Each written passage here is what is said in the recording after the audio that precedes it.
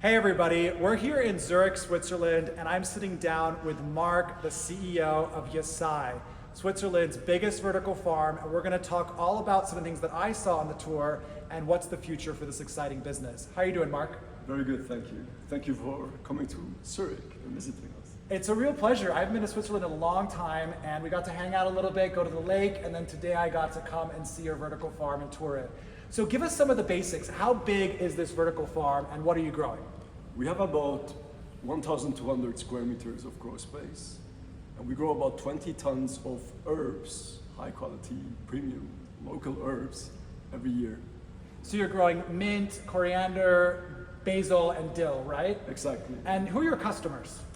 Big retailers such as Coop, and high-end retailers such as Jelmoli and Farmi.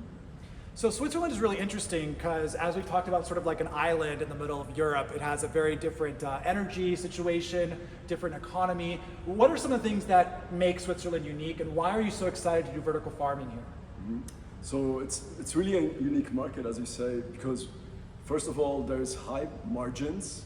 There's not so much inflation going on. People have a high awareness to also buy locally. And at the same time, we have very low energy prices compared to other European markets. I mean, those are great factors for vertical farming, which tends to produce a more premium product. And as we can see from all the LEDs and the climate control, it requires a lot of energy to power. So you've got some really good supporting factors for vertical farming here. Let's take a step back. How did YASAI start, and what motivated you to start a vertical farm, of all things? Very good question. So my personal background is actually architecture. I studied architecture, and I was always fascinated about the fact that we can densify agriculture and grow more with less. And that's how we basically started. We were inspired by Dixon Despommiers' book. Yeah, I mean, I definitely understand that. You know, Dixon and I, we go way back. He was my mentor at Columbia University. And I'm a wannabe architect. I was always so inspired by this idea of maximizing spaces in cities. So we definitely share that vision. And here you are doing it. But one of the things that's interesting is that you're doing it in a really unique way relative to other vertical farms. I think you've benefited from the lessons of previous vertical farms. This farm is relatively new, opened up last year. So what are some of the things that you think you're doing that are differentiated, that make YASAI different from the rest? So we have a very strong focus on circularity, meaning, for instance, we can also recycle the heat of the vertical farms and use it to heat up neighboring spaces. Like this, the energy balance is much more economical, and at the same time, the entire system is more profitable itself. So that was really interesting to see in sort of your back utility area. You actually capture that heat. You use it for, I think, heating the water and like some external parts of the building, sort of larger warehouse spaces.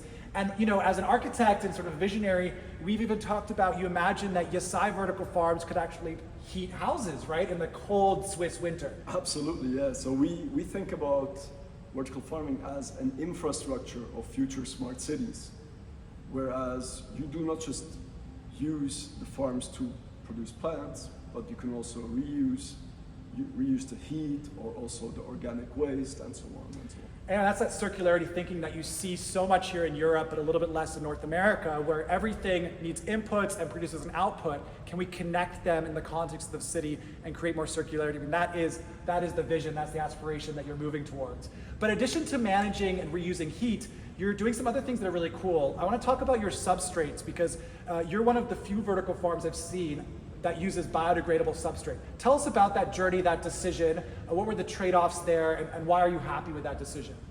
So here we work with Growphone, a very successful startup from the Netherlands in this case.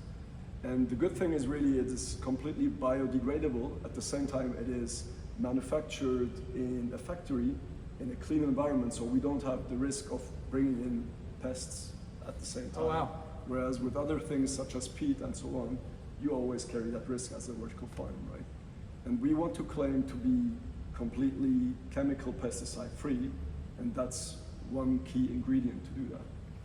Wow, so reducing that impact, but also still getting that cleanliness that's so important to controlled environment agriculture. And finally, you know, you are 100% renewable power vertical farm, which I think there's maybe maybe 5 in the world that are 100% renewable powered. So that's pretty impressive as well. Was that easy because you're in a Swiss, renewable powered environment, or was that something that was a difficult decision, a difficult business decision? Well, at the beginning of our operations, the renewable energy choice was a bit more pricey, but it turned out to be the better choice in the long term, in the long run, because since the gas prices were ever increasing the last 2 years, our energy prices were more stable. And that's how we basically reached a profitable business model here with this vertical farm. Yeah, I mean, that's the most interesting part of all of this is in the face of massive shutdowns across vertical farming, a lot of difficulty for the market. YASAI is here, I got to look at some of their numbers, and you're profitable for your commercial pilot, which is setting the stage for scaling up. What do you owe that credit to? I mean, how did you get to that stage? And also, what do you think the other farms have done wrong? Very good question. So we have a very strong focus on the customer. We would never build a farm without securing the customer first. And that's what we saw, that many times vertical farms were built without having the customers already secured. And therefore they would have been run at 50% of their capacity and so on, which is not ideal. Here, at the same time, we also learned to really focus on the customer demand and needs. Also, and that goes up to the packaging and layout in the stores. What is your favorite layout? Instead of trying to push an idea into their minds, right? Focus on what works, and that's why you're using the Swiss grown label, the Exactly. things that work there, thinking about that customer. And I guess it must be really valuable for them to get the product year round where there's fluctuating prices, the retailers want that, they get the higher quality product.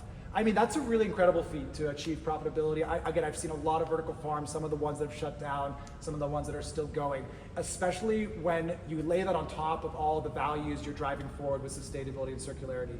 So that's really awesome. What's your advice to investors as they're looking at this sector? Because we saw that investment has gone down dramatically, but I certainly believe there's still great opportunities in controlled environment agriculture, vertical farming. But what do you think investors should be thinking about? What should you tell them when they're looking at opportunities?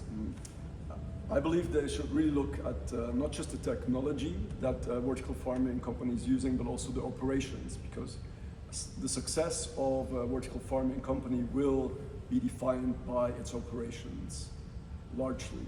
And that's where we see a lot of basically also potential to improve at our facilities ourselves. Yeah, I totally agree. There's like a lot of focus on the technology, but in the end, these are farms that need to be run properly. You have to deliver a great product, you have to market a delicious, amazing product that people are going to come back for. And I think you're really hitting the target across those boards, which is really, really amazing, Mark. So what does the future hold? I mean, give us a vision of YASAI 5-10 years in the future. Nice.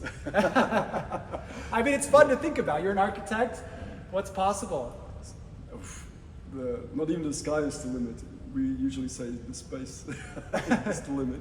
But there we would definitely think about vertical farming as an infrastructure of future smart cities, whether it's projects such as NEOM in Saudi Arabia or Singapore and so on, because we need to make cities more resilient, and with such technologies that's possible. Yeah, and even better when you can connect all those resources you mentioned, not just the food as the infrastructure, but the actual heat, the actual transfer of energy and waste. It really presents a bold and really desirable vision of the future that we all want. So that's very exciting. So you're going to expand across Switzerland first because you've got really this exciting market that you've got a head start on. And then you think you're going to expand to maybe some of these future cities around the world, some of these emerging markets that really could use from resilient food infrastructure, right? Absolutely. We see the future in East, Middle East and Southeast Asia because the demographics speak for themselves. And at the same time, we also see the future not just in the edible plant market, but also cosmetics and pharmaceuticals. That's a good point. We didn't talk about that. I mean, I think a lot of people focus on vertical farming just for food products, but you're growing in a controlled environment, which means you can grow the highest quality ingredients. So if you're a pharma producer or cosmetics company and you want to get consistent product, I think in the future it's inevitable that vertical farms like this could be placed near their production and manufacturing areas to guarantee supply, to guarantee ingredients. And you're in Switzerland, which is really connected to a lot of the top cosmetics and pharma companies in the world. Absolutely, yes. So that's exciting. That's the beauty, actually. It's all part of the plan. Yes, absolutely. There is a lot of discussions happening with big corporates such as Nestle, Shimondo, and so on. And this is something that they really look at very carefully because their supply chain is also becoming more volatile over time. Well, Mark, thank you for your time. I had a great time meeting your team. They're incredible, and seeing your vertical farm in person. I've been waiting for a long time to do it, so I really appreciate that. And keep up the good work. Thank you, Henry. And check out YASAI. Grow with us.